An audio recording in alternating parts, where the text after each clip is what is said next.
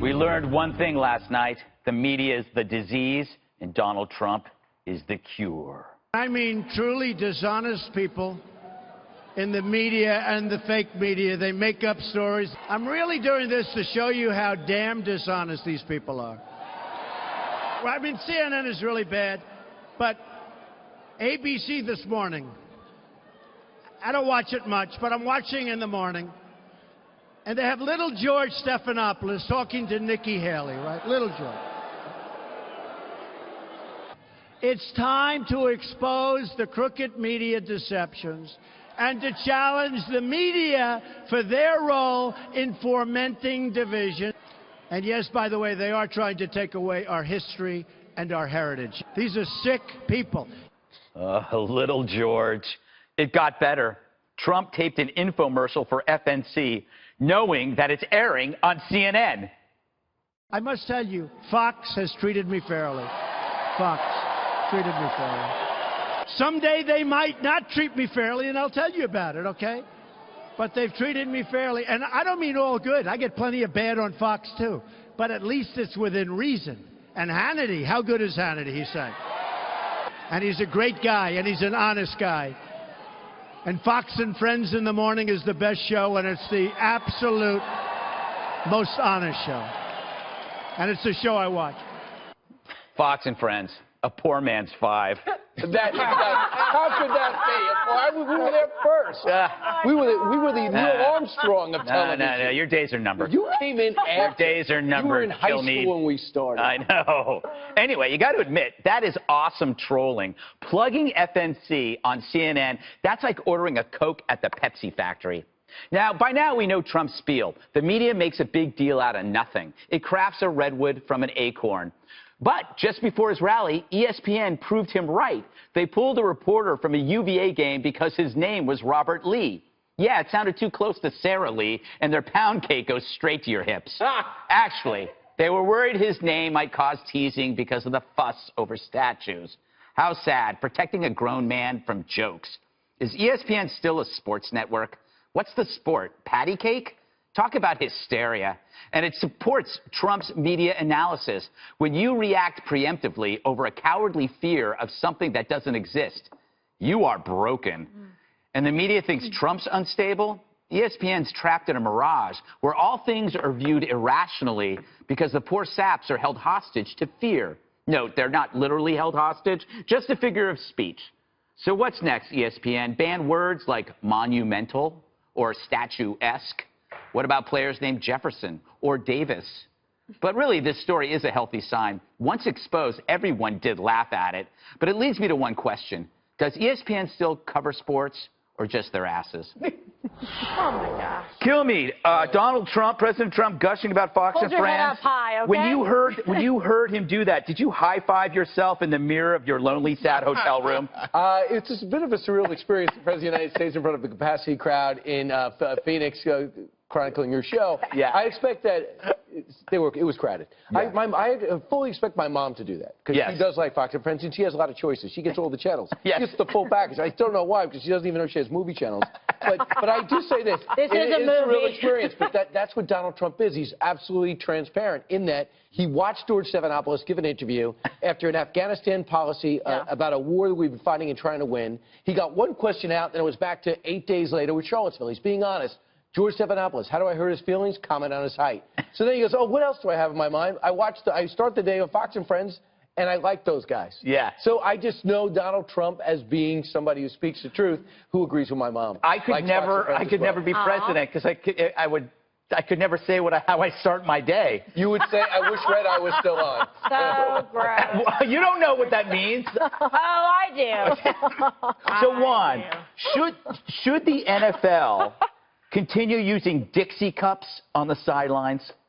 Dixie cups. Yes, that's a good question. I guess that's about the equivalent in your mind. Yes, it is. That's how serious you take this. Yeah, hard-hitting news here. What do you make of my connection between ESPN and Trump? That ESPN somehow proved him right by their kind of like irrational thinking. No, I don't think they proved him right to any extent, but I think it was you know, right before the speech, and I think the conservative echo chamber exploded. I mean, you brought it up here. I'm part of that echo chamber, America. You thought ESPN was out of control? No, I think it's an absurd, crazy decision on the face of it. Now, there's a statement out from ESPN in which they said it had nothing to do with anybody being offended by Robert Lee announcing the Virginia game, that in fact it was about whether or not there would be memes and hectoring and they're worried about teasing of teasing of Robert Lee, and that Robert Lee was consulted. Teasing? You walk into a locker room and heckling, yes. Right. By the way, I'm going to go easy on ESPN. I might have to work there. So I think they made a great move. You know, so who knows how this is going to go. The way the fortune teller's talking over here, Absolutely. right? Oh, my goodness. Yeah, I got my eyes on your seat. Okay. You're gone. Kimberly, You're not good at do you buy Juan buys the excuse that they were protecting him from being teased. It's kind of odd. I mean, I don't think would so. anybody protect you from you as an announcer? No. Has anyone ever protected me? Nobody protects you. No. How not dare at they? all. Are I you would, kidding me? actually. I'm like the dartboard at like the local, you know, deadliest catch bar. Anyway, no. What I think though is that they were protecting themselves. They're not protecting Robert Lee. They want to act like they're altruistic and we're just looking out for this guy and trying to protect our employee. I don't think that's the case. I think they're worried that ESPN was going to take criticism and that was going to be another bad round of publicity for them. But oops, that actually happened anyway because of the way they had it. And then all day long, you saw everyone putting up the picture of Robert Lee. Looks like such a nice guy, poor thing. And, you know, it's on and on. And now people are making fun of ESPN and saying, like, they have kind of no compass. Their compass is whether or not it might be bad press for them, But what not about what's the right thing to the do. most famous sportscaster there has been there since day one. His name is Bob Lee. Yeah. Why did he escape me? Bob Lee. Why weren't they trying to protect him from a meme? Always go by the short nickname, like not the full Bob, name. that's right. Go by I just Bob. hate it when cable networks get, you know, bad controversy. Hey, Dana, doesn't this story reveal the difference between the perception of possible outrage and real outrage? Yeah. And I think that we operate in media by possible outrage. We're constantly worried about what we're going to say. I self-edit. Yeah. You know, when You have a thinking filthy about it. mind. I actually do think that God. I think that they were overthinking it Yes. completely. Yeah. And I think they made a terrible decision. And I was the first to say this is the most ridiculous story. Yeah. But I think that they probably were, when they got around the conference, they probably have consultants who called in, like, charging them a lot of money to sit around and say, we should really try to protect him. Yeah. Because he's going to be the subject of all of these insults on Twitter. I could actually buy that. I don't think it would necessarily happen here. I think that they went way overboard because every action causes this overreaction in this situation. But Megan McArdle in Bloomberg, at Bloomberg, she wrote a piece today, said that we're all afraid of the online mob. So that you are making decisions and editing yourself before you can even get anything out because you're afraid of the social media backlash. When actually, if you turn it off, it doesn't exist. No, it's like a cloudy day. If you just look away, you don't see the clouds. That's the way. You want to know That's how what I you do have it? to do. You guys want you have a pen handy? You want to try this? Yes. Okay. What I do is I forget my password, so I don't log on. I have no idea what Twitter's saying about me. Your password is not password? It's not anymore, and it's true. I don't. I always I know what it is. tell It's them- I Heart Ducey. That's true. Do I use the symbol or do I is it spell like the heart? No, it's I Club Ducey. We're not really sure. But put it this way, it would be more likely to be Ainsley. So let's put it that way. I can't give away my password. But I am not bothered by things I don't know. Yeah. So I love That's a lot of being stuff. naive and This ignorant. is actually Thank you. the next step No, but of it's social kinda media, true. I believe. You should is live that in my life. Yeah. I have no idea what's going on. I think people are going to start walking away, at least from on the Twitter side of Yes. things, because there's not enough room for context. I retweeted something that Mike Rowe wrote today on Facebook in response to somebody who called him a white nationalist. And his response is so thoughtful, but it takes a lot longer for him to explain it, so he does it on Facebook. I saw Tucker Carlson tonight. He said that he took Twitter off of all of his devices. And this is actually the next step in all of this, which is backlash. just walk away. Backlash. Do you sense To walk away from it. Do you sense that people, and I would include Juan in this, are happier people? You don't read your @ mentions on Twitter. I don't see you ever looking at anything. He doesn't know how. Yeah. No, I know how, but I'm just telling you something. I mean, it gets pretty nasty. Yeah. Right? So Everybody gets ignore it. nasty. But Yeah. you can. But I must say that you do feel at times like, you know what? People find out things. There's gossip. Yeah. Mostly trashy gossip or someone's putting someone down. Yeah. But a lot of that's going on, and I just stay away I from do And it's a like it bathroom for- wall that never ends. I do like it for to Oh, my monitor God. breaking news or to read That's things what I'm that I wouldn't have seen. saying. Like I read a piece last week in the Reformed Jewish Journal, I believe, that Bethany Mandel had tweeted, and I never would have seen that before, but it was about this security guard in Charlottesville that was guarding the synagogue and how a retired naval officer came over and helped him to be able to protect it. And that's something I never would have seen in my Wide normal reach. course of my It's true. news consumption. That's the best but I part don't of it. like to look at the comments. No, and I think that's the best part of it. I love Twitter for that because you can get an access. It's like a really great way to aggregate and get all the different, articles. But, the cheap shots are just, Hey, wait a second. I I thought I was the one who was, you said to Kimberly that I was making excuses when I said they were reacting to this and worried about him. But in fact, now all of you are saying, well, this social media thing drives people, and they are too quick to react. If you are trying to expose our hypocrisy, How it's dare not you. going to work. It's not going to work. It's not Are going we to work. delayed today? Can we knock that out? Let's transition on to something else. Let's do it. We're five and friends. We turned on each other. How did that happen? Any thoughts on, we're going to talk about the media response in the B block. Any thoughts on the rally? The rally yesterday, a lot different than today's speech in Nevada, a lot different from Monday's.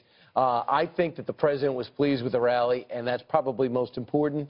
I'm really curious to see where this whole thing goes, because he has not provided the screaming headlines for his enemies like he has in past weeks. They're going to have to work for the controversy this week. Dana? I'd say his base is with him no matter what. So again, I go back to you have this opportunity. You could drive one thing. The most important thing on his legislative agenda for the fall is tax reform. Unless it's the wall. I mean, it could be. Maybe he thinks that the wall is the most important thing. But the House has already put it in the budget and funded it, so I don't think he needs to waste some time on that. So it's tax reform. So if it's tax reform and you have capacity crowd in Arizona and there's screaming fans and you say, here's what I want. I want tax reform, and I want it on my desk by November 1st, and here's what I want in it, and this is why it's going to help all of you. Now help me get there. I think that would be a better use of his time. I think that the bashing of the media, in some ways, like I get it, but there's no way to drive a headline. And then again, like the action over reaction, it's the nitpicking on both sides. It's just. I know that it's probably not healthy or positive, but I kind of enjoy it, Juan. Does that make me a weak person? No, you mean, but it's like pro wrestling. It's just like entertaining. It's trash fun. talk. Little George. Yeah. Right? I mean, he does. He labels people. It's. I mean, imagine if Obama did that to you.